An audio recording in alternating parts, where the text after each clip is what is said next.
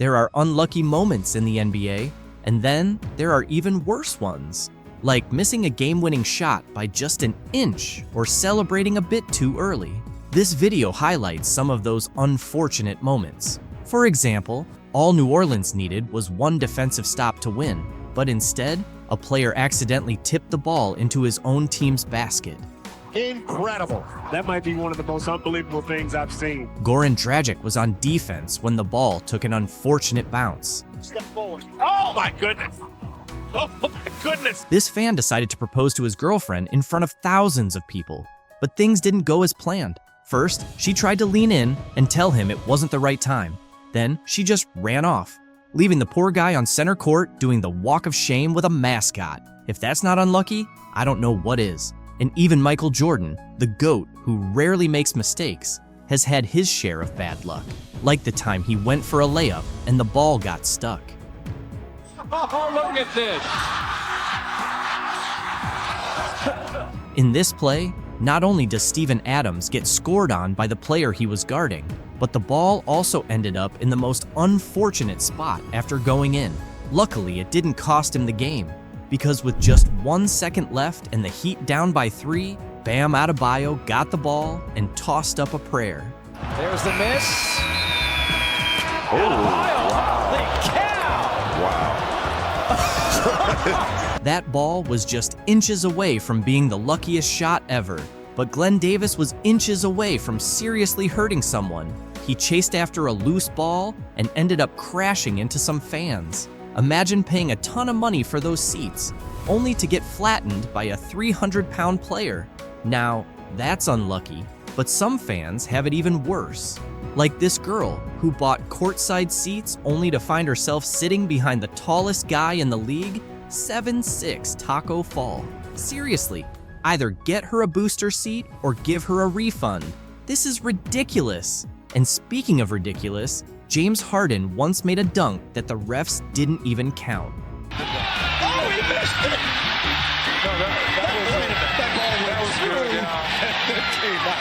good. As the game was winding down, the Hawks needed a bucket to secure the win. But when Trae Young went to score, the ball got stuck on the rim. His teammates couldn't believe it.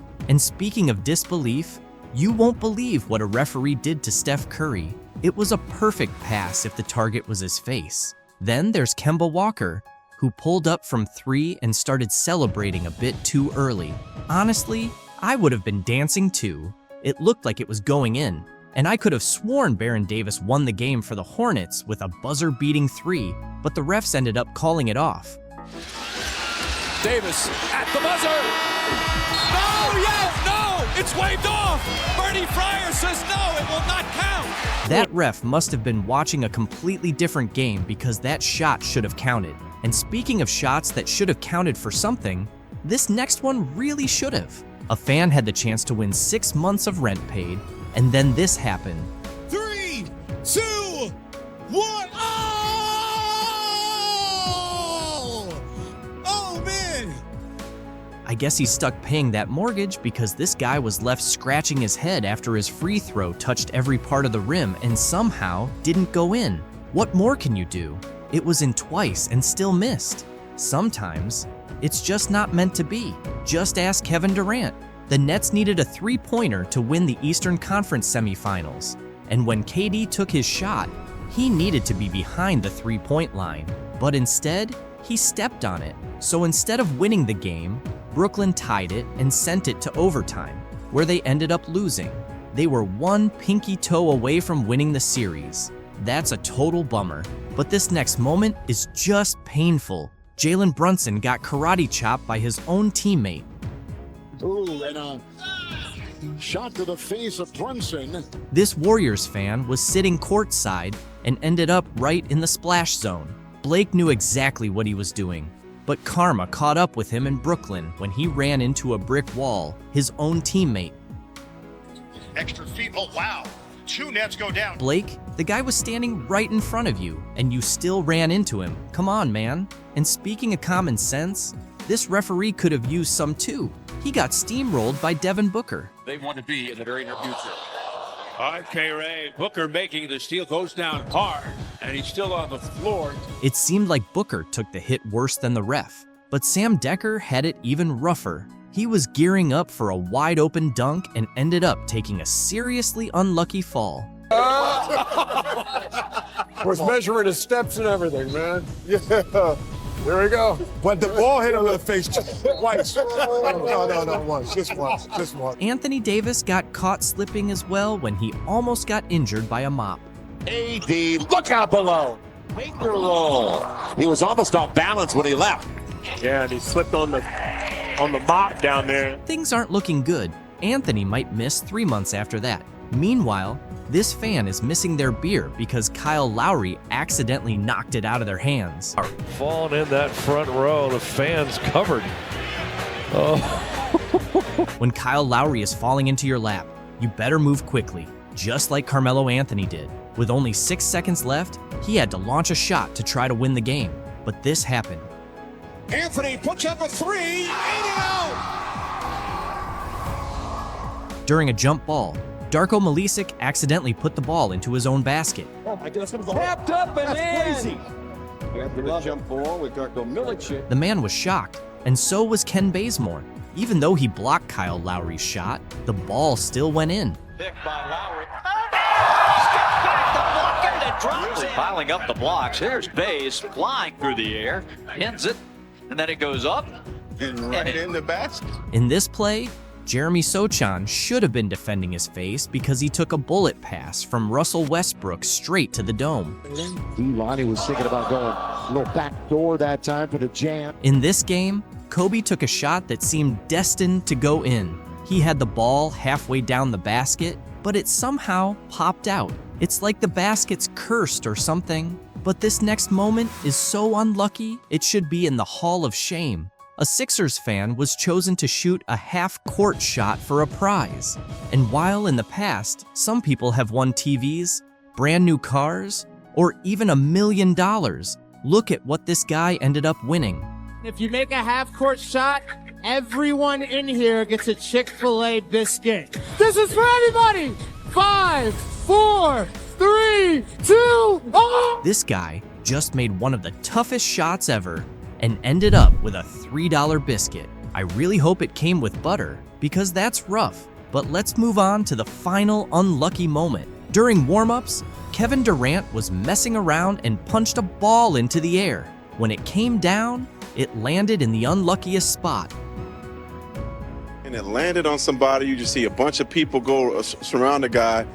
And I saw an old man with a veteran's hat on. I'm like, oh, this ain't good. It hit his glasses. It cut the man. Kevin ran to the stands, profusely apologized, left. His security guy came back and apologized and invited the man to come back to the locker room. And when the guy talked to Kevin, And Angel Reese knows a ring is coming. The trolls are acting without class and are trending on Twitter after LSU star Angel Reese taunted Caitlin Clark with John Cena's "You can't see me" gesture after their win. Not just fans, but also sports commentator Keith Olbermann criticized Reese with a harsh tweet, calling her an I-word and warning her about the backlash that comes with messing with a new star who attracts thousands of new fans to basketball. It all began with these two basketball players, Reese from LSU and Clark from Iowa, becoming household names for sports fans with their record-breaking performances in the March Madness tournament. The NCAA's most valuable players seemed to have a tense relationship, with Reese alleging that Clark had disrespected several of her friends and teammates throughout the tournament. Here's a breakdown of the two stars and their rivalry. Reese and Clark faced off in the championship game, where Reese's LSU Tigers ultimately triumphed with a 102-85 win. In the game's final moments, viewers saw Reese respond to Clark's taunts, which drew significant online criticism. Reese mimicked Cena's "You can't see me" gesture and pointed to her ring finger, signaling their championship victory, all while staring Clark down. During their post-game press conferences, both players addressed the situation. Clark, displaying her sportsmanship, responded to questions about Reese's taunts by saying, "Honestly, I have no idea. I was just trying to get to the handshake line, shake hands, and express gratitude that my team was in that position." She emphasized the importance of holding one's head high and being proud of their achievements. This is how a star beloved by fans reacts. On the other hand, Angel Reese had a different take. In her post-game interview, Reese acknowledged Clark as a hell of a player, but noted that Clark had disrespected her teammate Alexis Morris during the title game. Reese made it clear that she doesn't take disrespect lightly. Since their post-game interviews, both Reese and Clark have addressed the discussions surrounding their taunts. Speaking with ESPN, Clark defended Reese, saying, "I don't think Angel should be criticized at all. No matter which way it goes, she should never be criticized for what she did." Clark further demonstrated her class, stating, "I think everybody knew there was going to be a little trash talk throughout the entire tournament. It's not just me and Angel." Despite her tearful post-game interview, Clark spoke to ESPN, acknowledging that the LSU Tigers rightfully earned their NCAA championship over her team. LSU deserved it. They played so well, and like I said, I'm a big fan of hers, Clark said of Reese. Clark's behavior off the court is truly exemplary. She always takes the time to appreciate other players, even though she rarely gets the same recognition in return. ESPN reported that Dr. Jill Biden was thinking about inviting both teams from the title game to the White House. This would be the first time the runner-ups were included in the celebratory visit. "So, I know we'll have the champions come to the White House. We always do," Jill said, according to CNN. "We hope LSU will come, but you know, I'm going to tell Joe I think Iowa should come too because they played such a good game." Reese shared the link to ESPN's story and added a joke with 3 laughing emojis, saying, "Can you see the jealousy and the hate?" Really need to recognize what's going on, the success of the league, and when it comes to Caitlin Clark, they need to quit being quote-unquote petty and hating on Caitlin. And they just can't do it.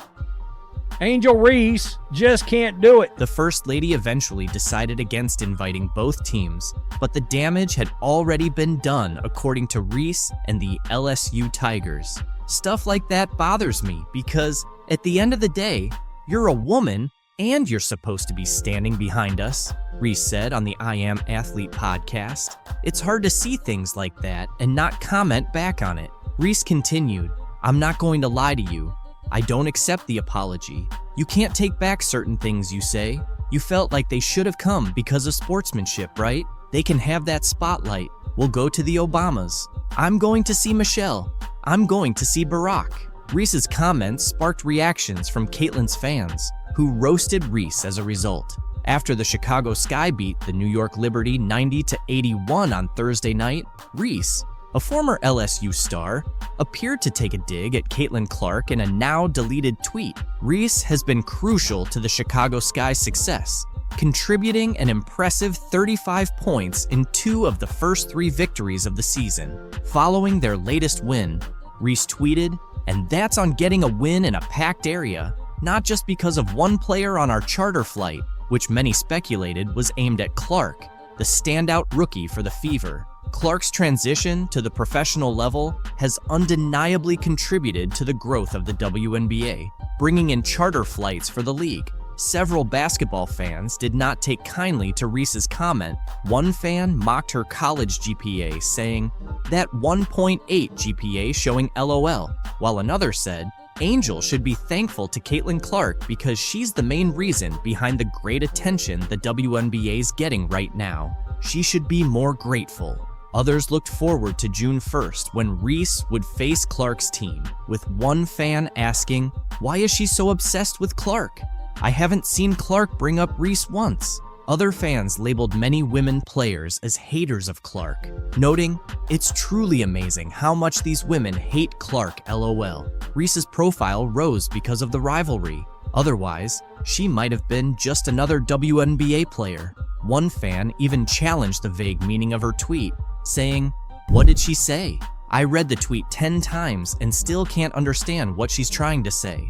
Despite the intense competition and scrutiny surrounding their games, Reese has tried to show some respect for Clark. In April's highly anticipated LSU-Iowa March Madness matchup, Reese clarified that there was no animosity between her and Clark. After LSU's loss to Iowa in the Elite Eight, the two players shared a hug in the handshake line, with Reese whispering encouraging words to Clark.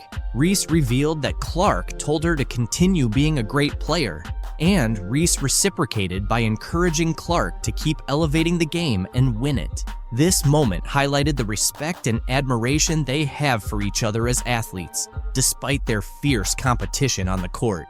Both players have admitted that their rivalry isn't personal. Reese explained that outside the game, they can be friendly and supportive of each other. She acknowledged that people often misinterpret their competitive nature as hatred, but in reality, they respect each other and understand the nature of the game. However, recent events paint a different picture. Reese recorded an impressive stat line with 17 points and 20 rebounds in 36 minutes before fouling out with under 2 minutes left in the fourth quarter. On the other hand, Clark delivered a stellar performance, finishing with 41 points, including 9 three-pointers, 12 assists, 7 rebounds, 2 steals, and 1 block, leading Iowa to the Final Four. It is still a team game, and but I'm rooting for Caitlin because I've been in that seat before. I've walked that road before.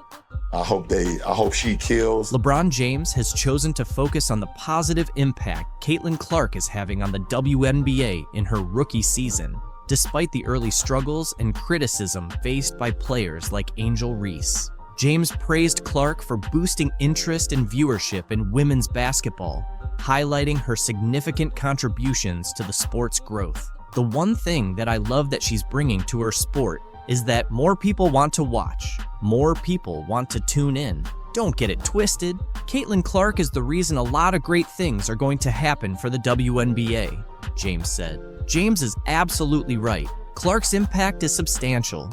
She is a major reason behind the increased viewership and support for women's basketball. Her arrival in the WNBA has led to more nationally televised games and the introduction of charter flights for WNBA teams, changes that players like Angel Reese might not like. When Caitlin walked into the Indiana training camp, the excitement was palpable. Everyone turned to look at her, filled with curiosity and hope. People started comparing her to the legendary Larry Bird, highlighting the high expectations and excitement surrounding Caitlin's game. Back in 1979, Larry Bird joined the Boston Celtics right after his college days at Indiana State. Before he arrived, the Celtics had just endured their worst season ever, finishing with a 23-59 record. But Bird's rookie season sparked a dramatic turnaround, with the Celtics achieving a 61-21 record and clinching the Atlantic Division title. This phenomenon became known as the Larry Bird effect. Could Caitlin Clark bring about a similar change for the Fever as Bird did for the Celtics? Last year, the Fever finished with a 13-27 record, and the year before, they had the worst record in the WNBA at 5-31. The potential for transformation is clear. Just as Bird took the Celtics from their worst season to division champions, Clark has the chance to revitalize the Fever. If she can replicate Bird's impact, she might lead the Fever back to playoff contention, something they haven't seen since Tamika Catching's last season in 2016. That's new to me. I think no matter what is going to happen, there's always going to be expectations and pressure on my shoulders and pressure on this team to be really good, and that's how you want it. That's exactly, we wouldn't want anything else. The excitement was palpable as the Indiana Fever kicked off their 2024 training camp at Gainbridge Fieldhouse. The familiar sounds of sneakers on the court, swishing nets, and teammates communicating filled Salesforce Court as the Fever returned for their first day of on-court action. Most of the team was there, including stars like Caitlin Clark and Aaliyah Boston, ready for an intense 2-day training camp. Head coach Christy Sides and her coaching staff wasted no time putting the players through their paces, evaluating their skills and chemistry. For Clark, this was her first official practice as a professional player, and she didn't disappoint. She showed the same talent and determination that earned her accolades in college, eager to make her mark in the WNBA. Despite the challenges and whirlwind of recent months, Clark was grateful for the opportunity to be back on the court with her teammates. I say I'm a pro by any means, but it's been fun. I think it's like, it definitely has a big city feel, but at the same time, like, it feels small and it's easy to get around. I mean, I'm staying mostly in downtown Indianapolis. I'm not driving everywhere yet. As the Fever geared up for their preseason games, Clark felt the pressure and excitement of playing at the professional level. She seemed ready to see what the team could achieve, confident in their abilities. Caitlin Clark is set to make her WNBA debut with the Fever in the 3rd week of May, but she wants to remind everyone that she's human, not a magician. As the top pick in a highly anticipated WNBA draft class, the weight of expectations is heavy, but she's handling it well. She's urged people not to expect miracles right away, emphasizing the importance of giving herself grace as she transitions to the pros. Clark acknowledges that perfection isn't realistic and that there will be challenges. She's not aiming to score 40 points per game from the start. Instead, she plans to learn from her teammates, enjoy the journey, and stay true to herself. The excitement around Caitlin is so strong that even her workout sessions have become viral sensations. During her first Indiana Fever workout on Tuesday, a 15-second clip of her shooting around quickly gained traction online. As the #1 pick in the recent WNBA draft, Clark showed her skills by going a perfect 5 for 5 in the video. This impressive performance follows her remarkable college career, where she became the NCAA's all-time leading scorer with 3,951 points at Iowa. Fever's training camp has captivated fans more than ever. During a scrimmage, Caitlin impressed everyone by dribbling past a male player and nailing a three-pointer. A fan posted a video of the play online, dubbing it, "Caitlin Clark broke his ankle."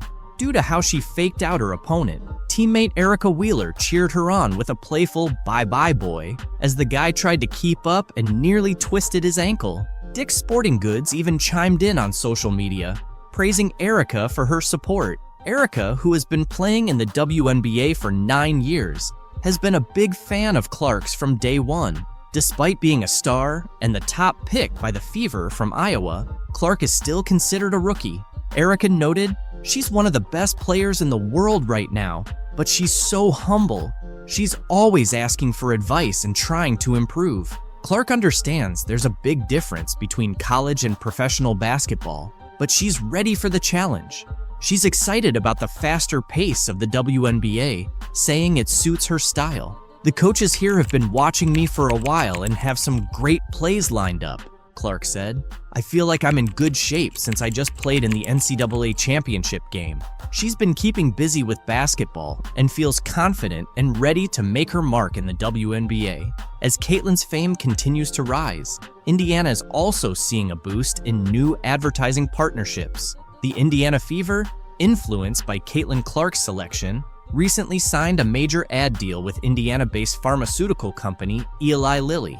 This partnership introduces jersey ads to the WNBA, following a trend seen across various professional sports leagues. Starting this season, Eli Lilly's logo will appear on the left shoulder of Fever jerseys, highlighting the growing collaboration between sports and business in the state. Pacers Sports and Entertainment CEO Rick Fuson expressed excitement about the partnership, emphasizing its potential to bring attention to important issues such as support for female athletes and community health initiatives in Indiana.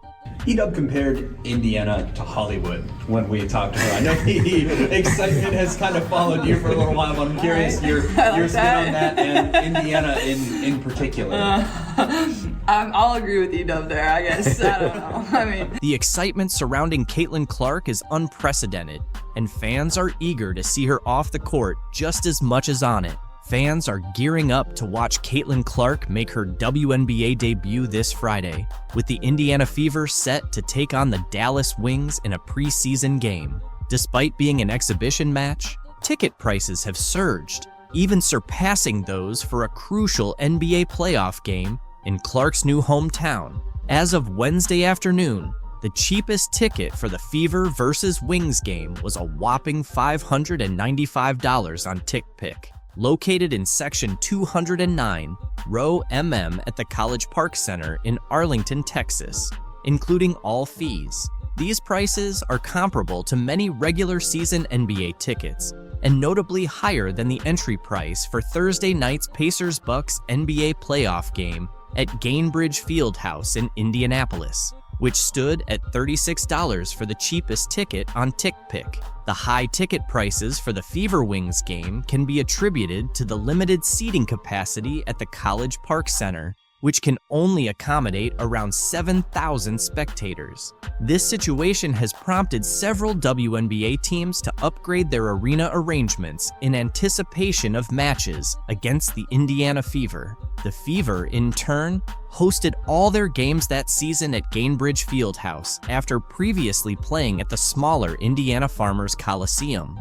Other WNBA teams, like the Las Vegas Aces and Washington Mystics, also shifted their home games against the Fever to larger NBA-sized arenas to meet the demand from fans. The WNBA's Dallas Wings experienced a historic moment as they sold out season tickets for the first time in the franchise's history just before their preseason opener against the Indiana Fever on May 3rd. The anticipation surrounding Caitlin Clark's debut with the Fever fueled a surge in ticket demand, driving up sales for the Dallas team. Individual ticket prices for Clark's preseason debut ranged from $210 to $350, with some exceeding $1,000 in certain sections, according to UTA Tickets. The Wings also saw a significant increase in overall ticket sales revenue, with a staggering 220% rise. Today, anytime the head is hit, they usually call it, and she gets her really hard there. Any contact above the shoulders. Angel Reese hit Caitlin Clark right on the head and ended up getting benched for it. To be honest, this situation isn't as glamorous or joyful for Clark as it might seem. The physical demands and the pressure of expectations, both on and off the court, have been tough. Adding to that, the stress from social media and various conspiracies has made things even harder. Clark talked about how challenging it all has been. Younger than that at times, and I'm trying to navigate moving to a new city by myself. I'm trying to navigate, playing in a new league on top of everything else that has come with it. And in the midst of all the chaos, Caitlin Clark is trying to stay calm.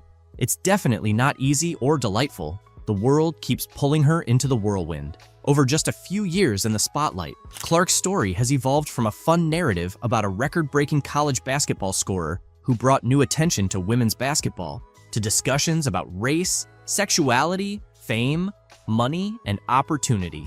Then, it shifted back to concerns about her turnover numbers early in her first WNBA season. Clark highlighted the importance of focusing on mental health and emphasized that seeking help is crucial. "I can achieve everything in my life," she said. "I'm not afraid to ask for help and to tell people, today is just not my day, and that's okay. Not every day has to be perfect." I think it's something that a lot of people in our country struggle with, especially young individuals. And, I think the biggest thing is don't be afraid to ask for help. The concern isn't just about Clark herself. Tennis star Serena Williams recently praised Caitlin Clark for handling early success well despite social media negativity.